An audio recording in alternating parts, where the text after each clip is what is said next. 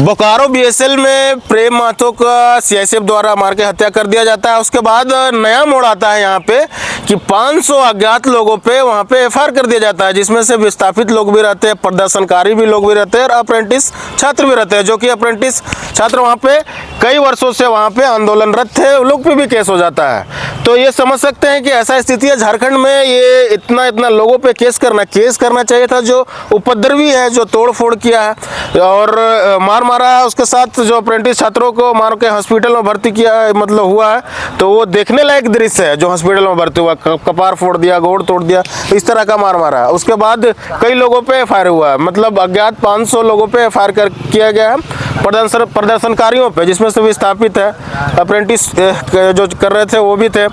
और समझ सकते हैं ऐसा स्थिति जो झारखंड में पैदा हुआ तो क्यों हुआ, इसके पीछे कारण क्या है? इसके पीछे कारण यही है कि अगर विस्थापित अपना हक अधिकार के लिए लड़ेंगे तो उसको इस तरह से केस कर दिया जाएगा।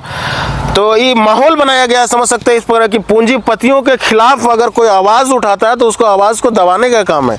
इतना लोगों पे केस कर देना, एक इन्वायरमेंट माहौल बनता है। और अभी हमारा यहाँ पंचित में डीवीसी, जो केंद्र सरकार का कंपनी है, डीवीसी जो एनटीपीसी के द्वारा सोलर प्लांट लगवा रहा है, उसमें भी आंदोलन हो रहा और भीषण आंदोलन हो रहा, कई दिनों से आंदोलन हो रहा। तो इस तरह का माहौल रहेगा अगर इतना लोगों पे, प्रदर्शनकारियों पे, इतना लोगों पे अगर केस होगा तो यहाँ भी माहौल खराब होगा। कौन अपना विस्थापित के लिए आवाज़ उठाएगा, कौन अपना ज़मीन के लिए आवाज़ उठाएगा, कौन मतलब युवा जो है रोजगार के लिए आवाज़ उठाएगा।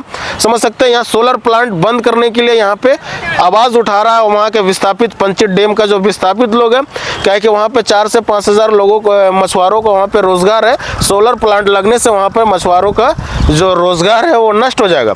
और दूसरी बात यह है कि Panchet dam, Panchet Maithon dam, Tilaiya dam, इस तरह का जो डैम है, बड़ा डैम, जो कि यहाँ पे सौंदर्यीकरण करके एक बड़ा पर्यटक स्थल बनाना चाहिए, ताकि वहाँ के लोगों को एक बड़ा रोजगार का सृजन होगा। तो यहाँ पे सोलर प्लांट लगा रहा। इसी तरह से सीआईएसएफ, हमने कई वीडियोज चलाया है, सीआईएसएफ वही कमांडो स्टाइल में सीना तान के खड़ा है कि विस्थापितों पे कब लाठी चार्ज करेगा, कब क्या करेगा। इसी तरह का जो बीएसएल में घटना हुआ या पंचित डैम में विस्थापितों के साथ, आंदोलनकारियों के साथ ऐसा घटना ना हो, इसलिए मैं वीडियो बना रहा हूँ। क्या है कि ये दिल दहलाने वाला घटना है। जो बीएसएल कंपनी का, जो बोकारो बीएसएल कंपनी का जो घटना है, वो दिल दहलाने वाला घटना है। पूरा झारखंड, पूरा देश को झकझोर के रख दिया, समझ सकते हैं ऐसा स्थिति है। और उसके बाद भी 500 अज्ञात लोगों पे एफआईआर कर दिया गया। तो कौन अपना घर से, परिवार से, कौन अपना बेटा को भेजेगा कि जाके आंदोलन करो, जाके पंचित डैम में आंदोलन करो, डीवीसी कंपनी से लड़ो, सीआईएसएफ से लड़ो? कौन लड़ेगा? ऐसा स्थिति बनेगा तो विस्थापितों को हक अधिकार उसके कदमों में रख देना चाहिए। उसके जमीन पे डैम बना, उसके जमीन पे बीएसएल कंपनी बना। ये कह देना चाहते हैं कि जो विस्थापित का हक अधिकार है उसको मिलना चाहिए। हर संभव प्रयास करना चाहिए, हर नेताओं को प्रयास करना चाहिए।